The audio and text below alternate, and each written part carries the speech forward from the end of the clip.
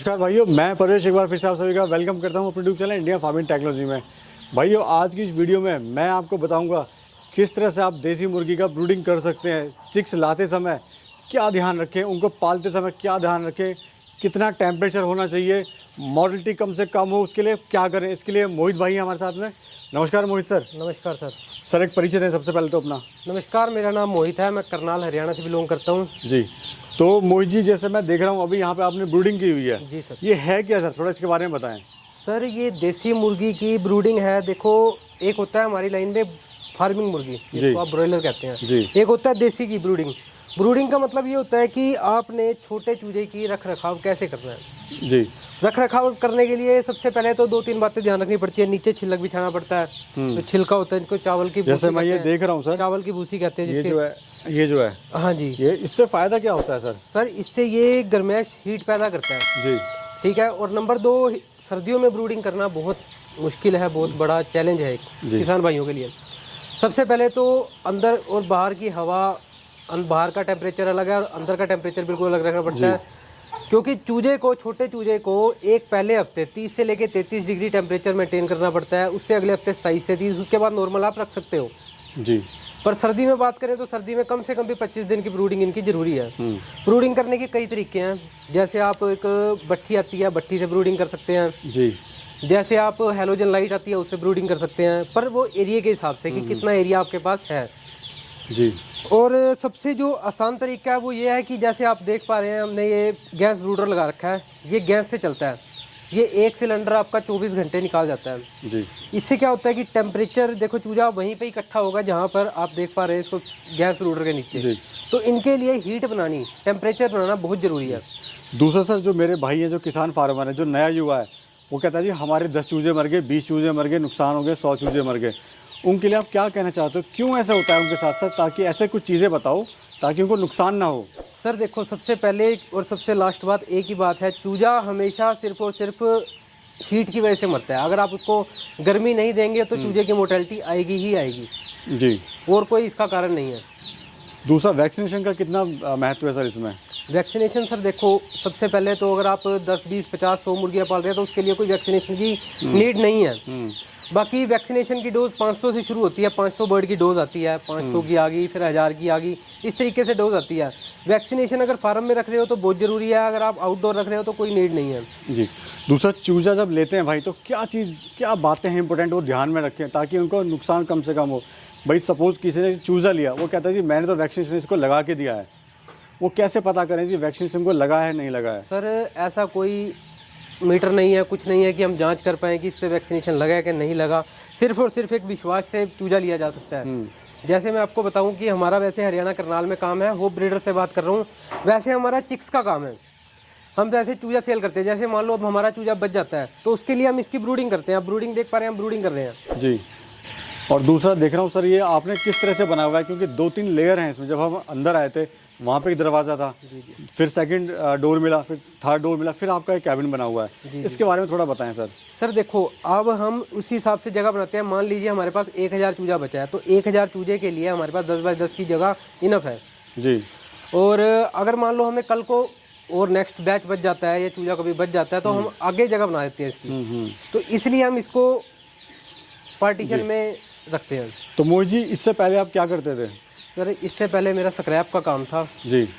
तो स्क्रैप के काम से आपको पता है कि आजकल काम कुछ भी रह नहीं के, बिल्कुल परेशान हो गए, तो देसी मुर्गी फार्म का काम शुरू किया था।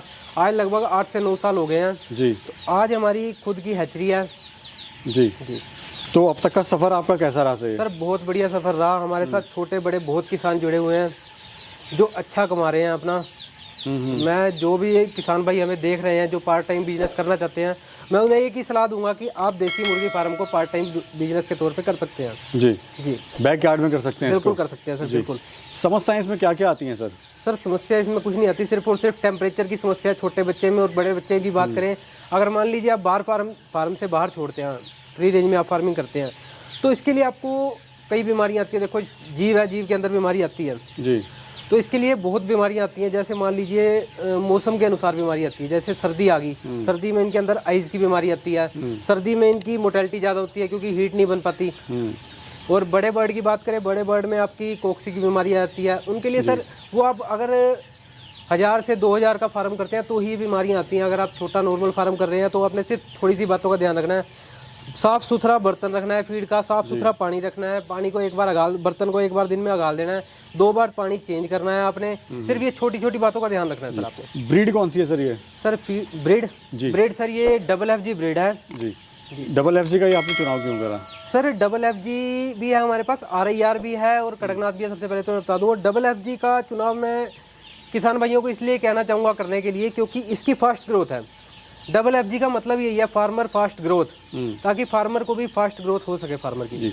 दूसरा, जो भाई इसको स्टार्ट करना चाहते हैं, करने की सोच रहे हैं, जी जी, वो तैयारियां क्या क्या करें अपने फार्म पे इसको लाने से पहले? सर तैयारियां सबसे पहले तो अगर आपका पहले कोई फार्म आपने चूजा डाल रखा है, उससे पहले सबसे पहले तो आप उसको चूने का स्प्रे, चूना होता है ना जो गर्म चूना हम कहते हैं, वो नीचे उसकी लेयर बिछाएं। उसके बाद इसके अंदर आप छिलक चावल की भूसी जिसे कहते हैं वो बिछाएं।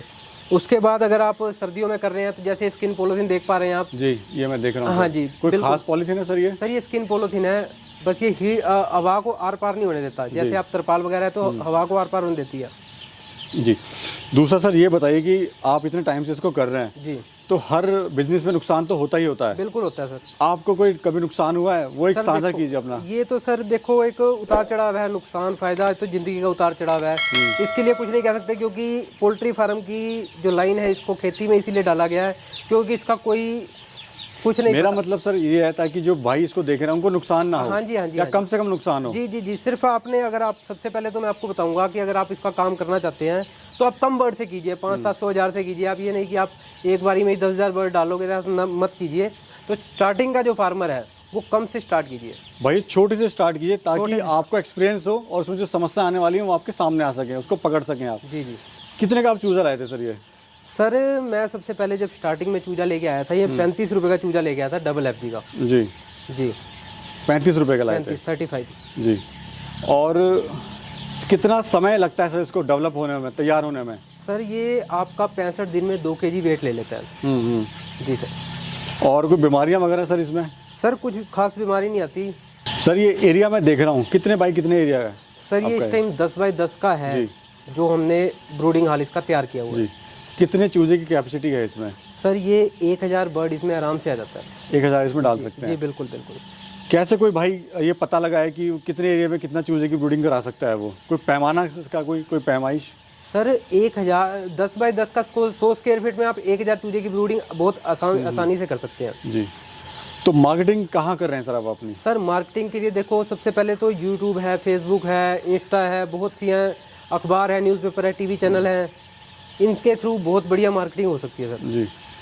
और दूसरा, कैसे किसान भाई आपसे जुड़ के लाभ कमा सकते हैं या जो समस्या है वो सॉल्व कर सकते हैं आप उनको? सर सबसे पहले तो आपको किसी भाई को चूजा चाहिए हो तो चूजे के लिए हमसे संपर्क कर सकता है। आपको शुरू से लेके एंड तक कोई समस्या आएगी तो उसके लिए हम आपका पूरा साथ देंगे। जी, धन्यवाद सर, आपने बड़ी महत्वपूर्ण जानकारी दी। धन्यवाद सर।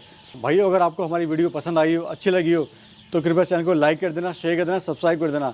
ऐसी महत्वपूर्ण जानकारी हम इस वीडियो पे लाते रहते हैं। एक नई वीडियो के साथ भाइयों फिर मिलेंगे, तब तक के लिए